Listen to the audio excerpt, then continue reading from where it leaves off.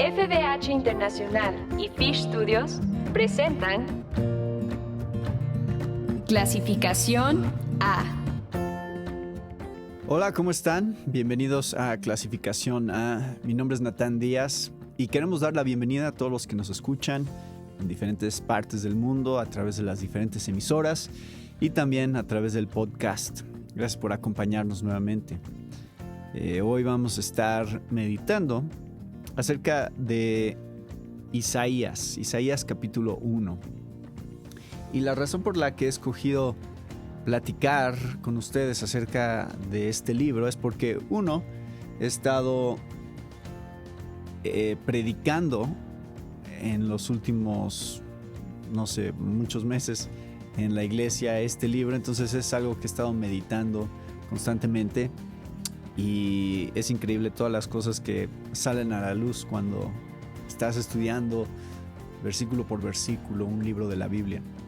Y la otra razón por la que quería hablar de Isaías durante estos días es porque viene el fin de semana de Semana Santa, de el viernes en que murió Jesús y el domingo de resurrección.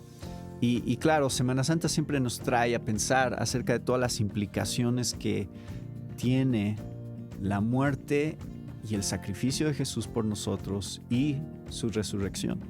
Entonces hay unos pasajes de Isaías muy específicos que nos llevan a pensar acerca de estas verdades. ¿Qué es lo que significa el sacrificio de Jesús para nosotros? ¿Qué es lo que representa para la vida cristiana?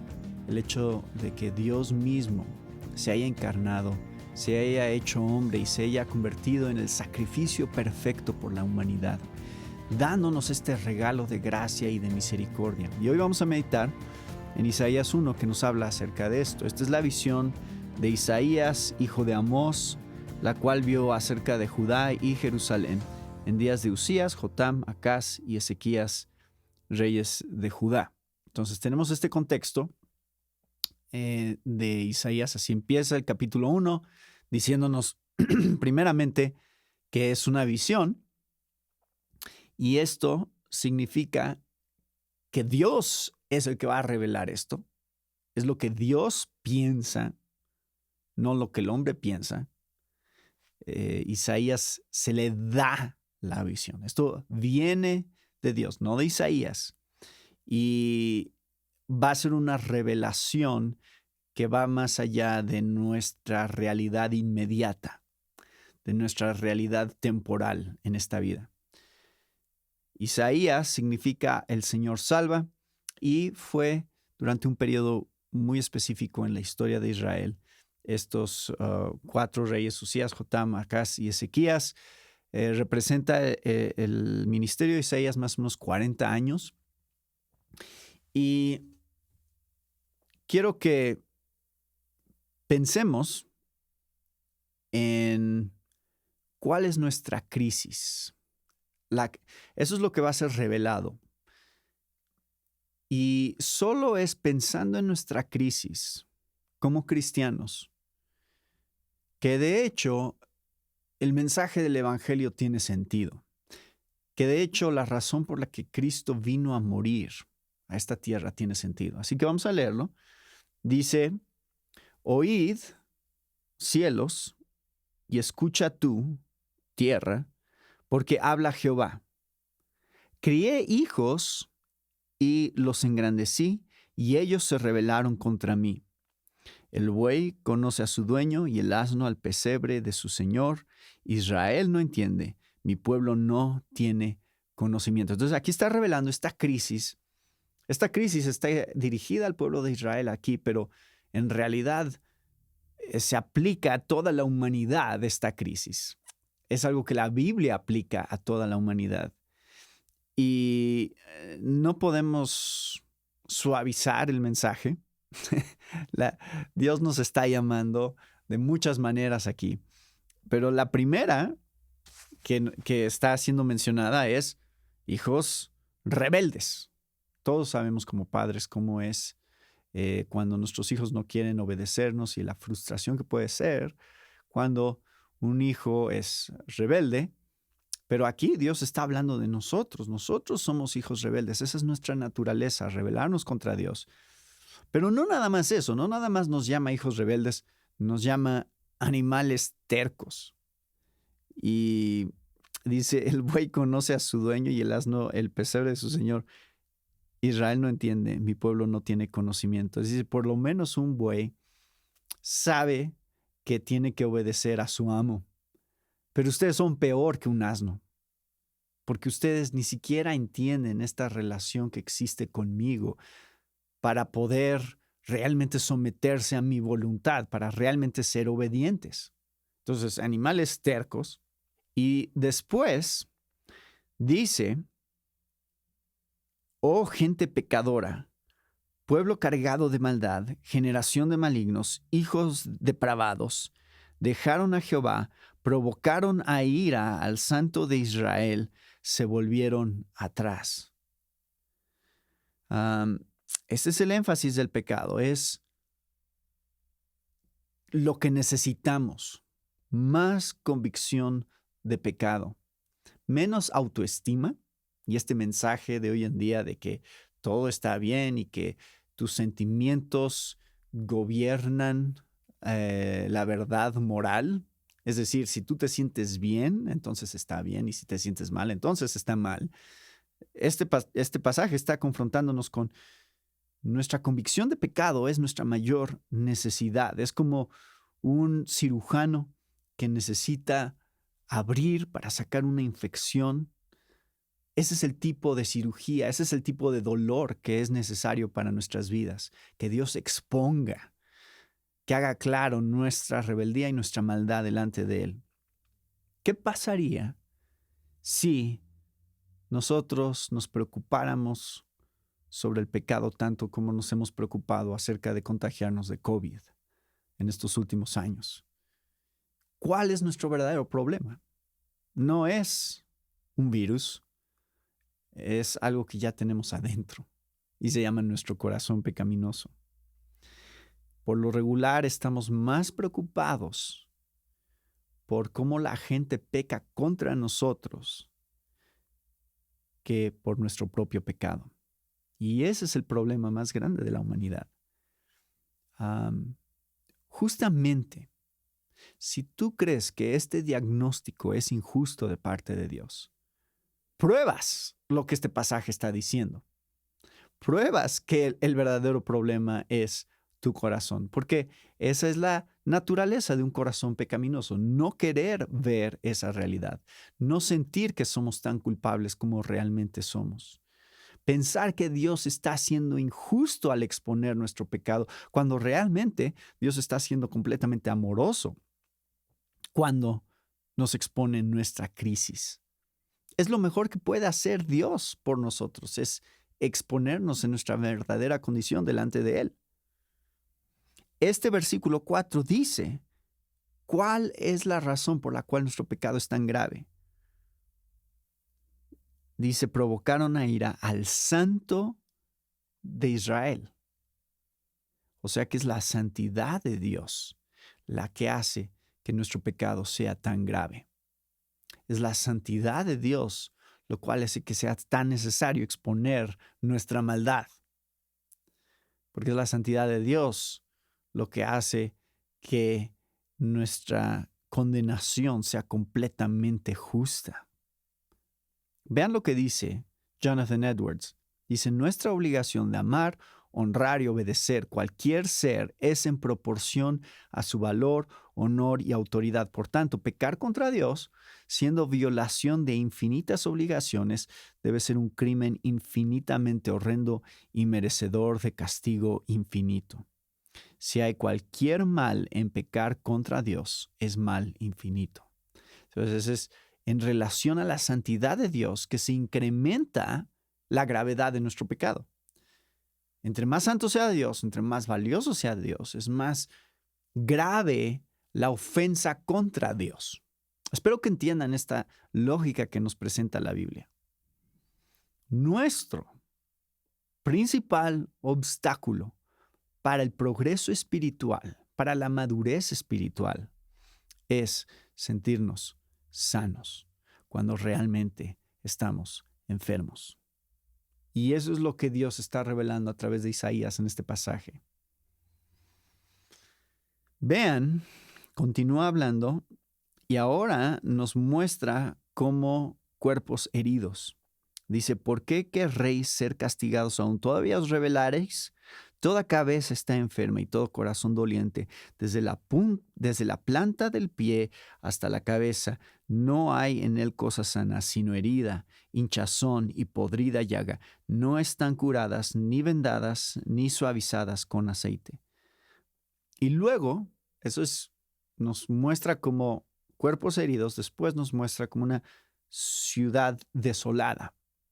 Estas son todas las imágenes que está usando Dios a través de Isaías. Dice, vuestra tierra está destruida, vuestras ciudades puestas a fuego, vuestra tierra delante de vosotros, comida por extranjeros y asolada como asolamiento de extraños. Y queda la hija de Sión como enramada en viña y como cabaña en melonar, como ciudad asolada. Es como una ciudad que ha sido completamente devastada. Podemos pensar ahorita en estas imágenes de Ucrania siendo invadida por Rusia y los edificios siendo bombardeados y la desesperación que eso provoca en una ciudad en donde de repente ya no hay recursos, ya no hay una manera de vivir en paz. Así es como muestra nuestra condición. Ustedes son como una ciudad desolada. Pero aquí viene el primer destello de esperanza de este pasaje. Dice, si Jehová de los ejércitos no nos hubiese dejado un resto pequeño o un remanente, es otra palabra que se usa en la Biblia para describir este grupo de personas que Dios siempre tiene, siempre quiere salvar a este grupo de personas. Pero si Dios no hiciera eso, dice el versículo 9, como Sodoma fuéramos y semejantes a Gomorra. Entonces, es la obra soberana de Dios siempre guardando un remanente para hacer su obra. Porque si Dios no hiciera eso, entonces todos seríamos destruidos como Sodoma y Gomorra, porque todos somos realmente culpables delante de Dios como lo era Sodoma y Gomorra. O sea, lo que está diciendo este pasaje es, Sodoma es lo que ustedes son. En la realidad, ustedes son como Sodoma y Gomorra delante de Dios. Ellos recibieron lo que merecían, pero Dios por su misericordia va a tener un remanente, va a apartar un remanente para que no todos sean destruidos, para que algunos reciban la misericordia y la gracia de Dios. Y entonces, dice, príncipes de Sodoma, oíd la palabra. Entonces todavía vuelve a enfatizar y llamar los príncipes de Sodoma a Israel. Príncipes de Sodoma, oíd la palabra de Jehová, escuchad la ley de nuestro Dios, pueblo de Gomorra. O sea, no nada más dije ustedes son como Sodoma y Gomorra. Les dijo, ustedes son Sodoma y Gomorra. ¿Para qué me sirve, dice Jehová, la multitud de vuestros sacrificios? Hastiado estoy de holocaustos de carneros y de cebo de animales gordos. No quiero sangre de bueyes, ni de ovejas, ni de machos cabríos. ¿Quién demanda esto desde vuestras manos? Cuando venís a presentaros delante de mí para hollar mis atrios, no me traigáis más vana ofrenda. El incienso me es abominación, luna nueva y día de reposo. El convocar asambleas no lo puedo sufrir. Son iniquidades vuestras fiestas solemnes, vuestras lunas nuevas y vuestras fiestas solemnes las tiene aborrecidas mi alma, me son gravosas. Cansado estoy de soportarlas. Cuando extendáis vuestras manos, yo esconderé de vosotros mis ojos.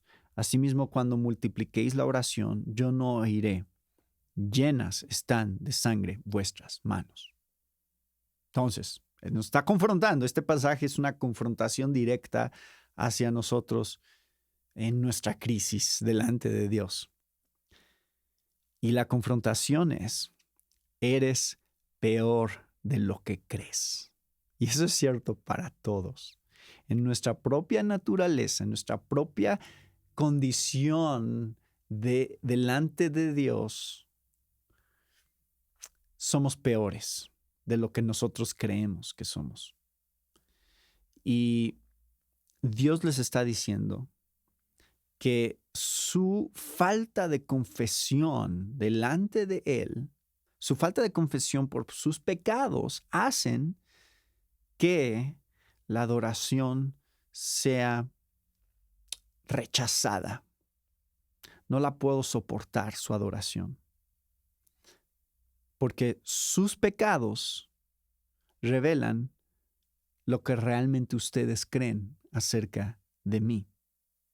Así que el verdadero problema es ignorar el problema. O sea, estos judíos están yendo a la iglesia, adorando a Dios, haciendo los sacrificios, ignorando que tienen un problema delante de Dios, sin confesar su pecado. Y entonces, eso nos hace ver de una manera muy clara que la adoración, que no es el resultado del arrepentimiento, es falsa adoración. Es decir, toda nuestra adoración a Dios siempre tiene que ser el resultado de un corazón arrepentido por su pecado. Ese es el tipo de adoración que Dios quiere de parte de nosotros, porque eso es lo que está reclamándoles Dios. La acusación es que su adoración es externa solamente. Pero les está diciendo, miren, el perdón es posible si ustedes reconocen su problema delante de mí.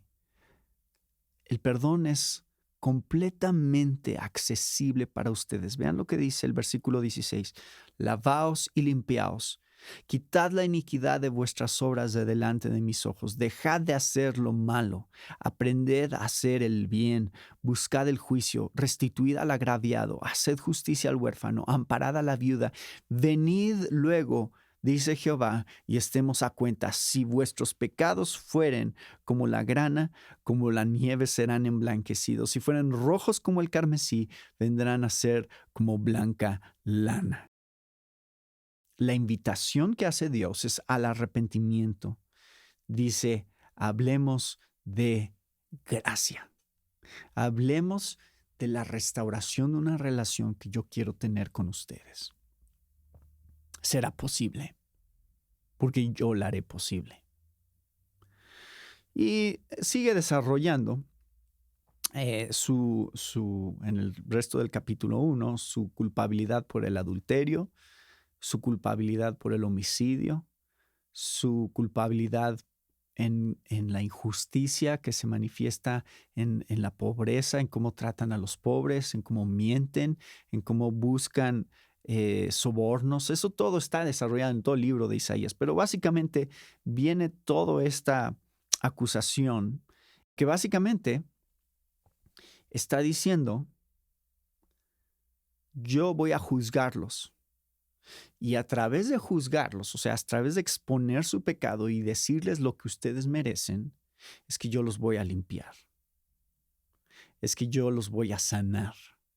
Es que yo los voy a restaurar. Y eso es el tema a lo largo de todo el libro de Isaías. Especialmente el capítulo 40. Vamos a ver eso en uno de los próximos programas, pero quiero que vean cómo es que es a través del juicio que Dios realmente trae salvación para su pueblo. El que Dios exponga nuestra maldad delante de Él es algo bueno. Debemos de darle gracias, Señor. Sí, expón nuestros ídolos, expón nuestros pecados para que podamos arrepentirnos. Porque si tú no nos juzgas, si tú no nos muestras qué tan malos somos, ¿cómo nos vamos a arrepentir? ¿Cómo vamos a venir delante de ti con esta invitación del versículo 18, donde dice, vengan a mí? Estemos a cuenta, si vuestros pecados fueren como la grana, como la nieve serán emblanquecidos, si fueren rojos como el carmesí, vendrán a ser como blanca lana. ¿Cómo vamos a hacer eso si no entendemos que tenemos pecado y que necesita ser perdonado, emblanquecido nuestro corazón? que nuestra culpabilidad sea quitada. ¿Cómo vamos a venir delante de Dios si Dios no nos trata con mano dura primero para que podamos ver nuestra realidad? Y nuestros ídolos, y esto sucede a lo largo de toda la Biblia, nuestros ídolos siendo expuestos siempre es algo bueno. Y creo que debe de ser una oración constante en nuestras vidas. Señor, expón mis ídolos, expón las cosas que atesora mi corazón, que toman el lugar que solo tú deberías de tener en mi vida.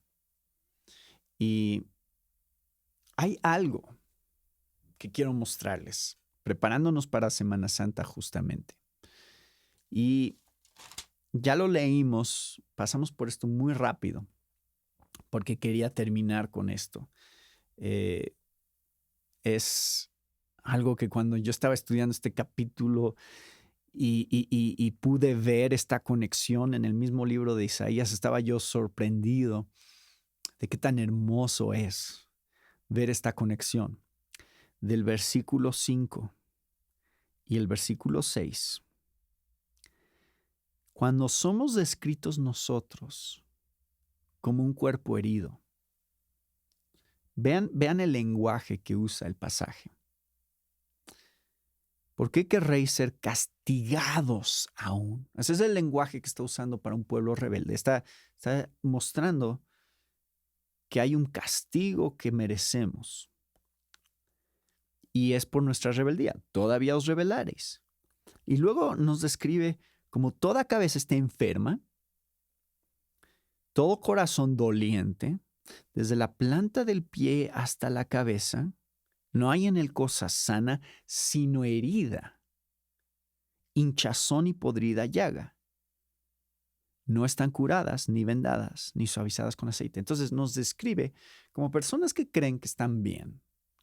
Como alguien que dice, yo estoy bien, pero en realidad está todo lleno de llagas y heridas y se está desangrando y está a punto de morirse y él cree que está completamente sano. Esa es nuestra realidad delante de Dios. Eso es lo que describen esos dos versículos, 5 y 6. Pero aquí está lo increíble. Ustedes ya conocen probablemente lo que dice Isaías 53, 4 al 5. Isaías 53, 4 al 5 es una profecía específica sobre el siervo sufriente y sobre lo que el siervo sufriente vendría a hacer por nosotros. ¿Cómo es que Dios lograría lo que dice el versículo 18 de estar a cuenta con Él? Vengan a mí para que sus pecados sean perdonados. Bueno, más adelante en el libro de Isaías va a decir, ciertamente Él llevó nuestras enfermedades. Es el lenguaje del capítulo 1. Nosotros somos los enfermos. Ya nos había expuesto como enfermos, que creen que no están enfermos, pero sí lo están. Pero Jesús llevó nuestras enfermedades. Cargó con nuestros dolores. Con todo, nosotros lo tuvimos por azotado, por herido de Dios. O sea, nosotros éramos los heridos, pero ahora Él es herido y afligido por Dios. Él fue herido por nuestras transgresiones, molido por nuestras iniquidades. El castigo por nuestra paz cayó sobre Él y por sus heridas hemos sido sanados. Ahí está. Esto es increíble. Esta es la conexión que existe entre los versículos 4 y 5 del capítulo 1 y los versículos 4 y 5 del capítulo 53. Hay un paralelo entre nuestra condición y la condición que cargaría el Hijo de Dios, Jesucristo, en nuestro lugar. Y entonces encontramos parte de la respuesta ya al haber leído todo el libro de Isaías. Encontramos parte de la respuesta a nuestro problema. Nuestra crisis tiene que ser expuesta. El día que dejemos de estar conscientes de nuestra crisis es el día que nos damos cuenta que no somos parte del remanente. Porque la manera en que el remanente responde ante ser expuestos en su verdadera condición delante de Dios es en arrepentimiento. En ver a Jesús como aquel que carga nuestras enfermedades y nuestros dolores y nuestras heridas, nuestra verdadera condición delante de Él, para que podamos encontrar el perdón de pecados y la reconciliación. ¿Vamos a vivir nuestra vida en arrepentimiento continuo? ¿O vamos a crear una religión y una máquina de tradiciones que nos hace sentir bien sobre nosotros mismos, que nos hace sentir superiores a los demás, que decimos, mira, qué buenas personas somos nosotros los cristianos? Eso es justamente lo que Dios está juzgando aquí en el capítulo 1, nuestra hipocresía. Si tú no vives una vida de arrepentimiento delante de Dios, viendo tu necesidad del sacrificio de Cristo en tu lugar, entonces no has sido perdonado. Entonces no entiendes lo grandioso del Evangelio. Jesús nos está invitando a platicar. Vengan, hablen conmigo, reconozcan su condición delante de mí y serán perdonados. Eso es verdadera libertad. Y de eso se trata este fin de semana. Este fin de semana que recuerda el sacrificio de Jesús y lo que realmente sucedió en esa cruz. Acompáñenme en el próximo programa de Clasificación A, en donde estaremos meditando acerca de lo que Isaías dice de su juicio sobre la muerte, lo cual celebramos este domingo. Así que gracias por acompañarnos con otro programa de interés para la familia de hoy. Se despide de ustedes, Natán Díaz. Esta fue una presentación de FBH Internacional y Fish Studios. Para más información, visite nuestra página www.clasificaciona.com.